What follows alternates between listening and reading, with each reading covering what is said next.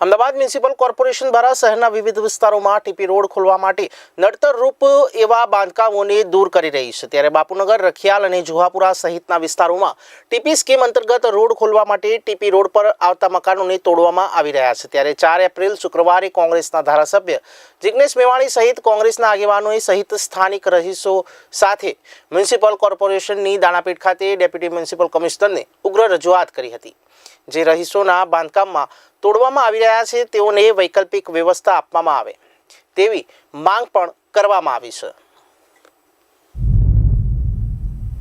સમગ્ર ગુજરાતની અંદર દેવી પૂજક, ઠાકોર, મુસ્લિમ, માલધારી, દલિત આવા ગરીબ વર્ગોને વીણીને ટાર્ગેટ કરીને એમના માથે જે મકાનો છે, આશિયાના છે, એ રાજ્યની સરકાર દ્વારા તોડી પાડવામાં આવી રહ્યા છે।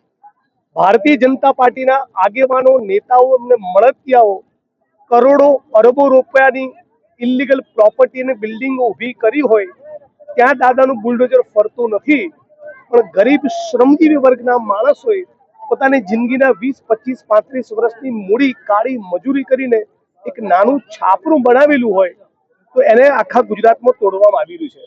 અત્યારે મારી સાથે બાપુનગર, રખિયાલ, મકરબાના બધા જ શ્રમજીવી લોકો છે જેમને નોટિસો મળી છે અથવા નોટિસો મળવાની છે, જેમની ટીપીના નંબરોમાં અમદાવાદ મ્યુનિસિપલ કોર્પોરેશન, એએમસીના ઓરડાના કર્મચારીઓએ એકબીજાના મેળાપીપણામાં એક ષડયંત્રના ભાગરૂપે સર્વે નંબરમાં ફેરફારો કરી એક મોટી ગેરરીતિ આચરી છે। આ તમામ મુદ્દાઓની રજૂઆત કરવા આજે અમદાવાદ મ્યુનિસિપલ કચેરીની બહાર અમે લોકો આવ્યા છીએ।